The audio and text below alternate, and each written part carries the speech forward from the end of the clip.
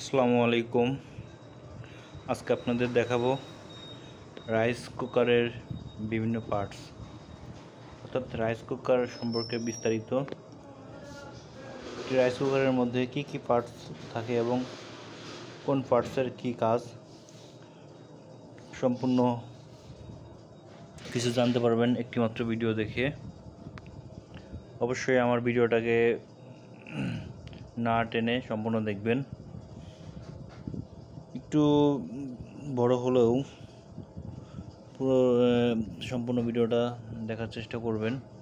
আশা করি ভিডিওটি দেখে আপনারা অনেক কিছু শিখতে পারবেন। আজকে আমরা নিচে একটা হকিন্স কোম্পানি একটা রাইস কুকার, এটা আমার সার্ভিসিং করা হয়েছে। প্রথমত আপনাদের দেখাবো লাইন কুকারের এসি কর্ড, আর এটা হচ্ছে রাইস কুকারের সকেট। এটা হচ্ছে ফিউজ অর্থাৎ এটা ফিউজটা দেখুন, এটা 10 অ্যাম্পিয়ারের একটা ফিউজ, 15 অ্যাম্পিয়ার এবং 185 ডিগ্রি সেলসিয়াস। এই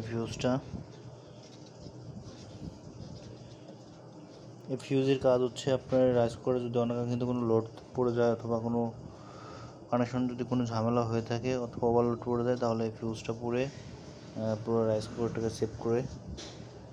এরপর আমরা দেখাবো অটো সুইচ। এটা অটো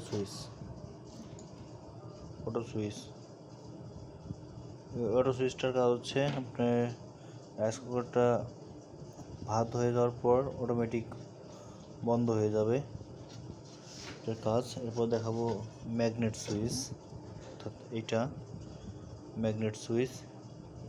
এটা হচ্ছে আপনার তাপমাত্রা নিয়ন্ত্রণ করে।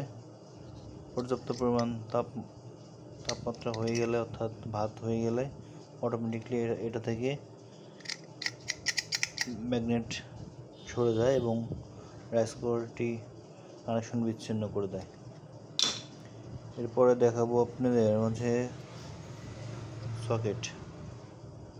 সকেটের মাধ্যমে এসি লাইন ইন করা হয় রাইস কুকারে। এটা অনেক ক্ষেত্রে পুড়ে যায় অথবা ভেঙে যায়, বিভিন্ন সমস্যার কারণে এটা চেঞ্জ করা লাগে। এরপর দেখাবো থার্মোস্ট্যাটার, অর্থাৎ এই দেখুন থার্মোস্ট্যাটার। এটা হচ্ছে তাপমাত্রা নিয়ন্ত্রণ করে, রাইস কুকারের তাপমাত্রা নিয়ন্ত্রণ করে। এরপরে দেখাবো আপনাদের রাইস কুকারের প্রধান যে অংশটা, এটা হচ্ছে কয়েল, হিটিং এলিমেন্ট যাকে বলা হয়। এটার মাধ্যমেই আপনার রাইস কুকারটি হিট উৎপাদন করে। এই কয়েলটা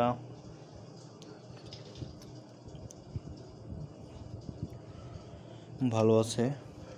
অনেক সময় দেখা যায় কয়েলটা পুড়ে গেলে পরে এই সাইড দিয়ে ফুলে থাকে অথবা বেঁকে যায়। আর এটা হচ্ছে হিটিং প্লেট, অর্থাৎ আপনার রাইস কুকারটি যখন বন্ধ থাকে তখন আপনার ভাতকে গরম রাখার জন্য এটা কাজ করে।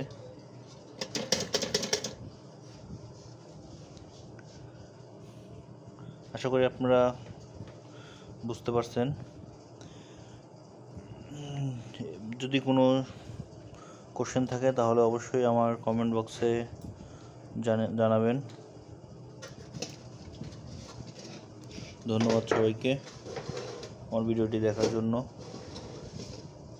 এবং আমার ভিডিওটাকে অবশ্যই সাবস্ক্রাইব করে বেল আইকনটি দিয়ে রাখবেন, যাতে পরবর্তী ভিডিওগুলো সবার আগে আপনার কাছে পৌঁছে যায়। এবং এরকম ভিডিও পেতে অবশ্যই আমার চ্যানেলের পাশে থাকবেন। আল্লাহ হাফেজ।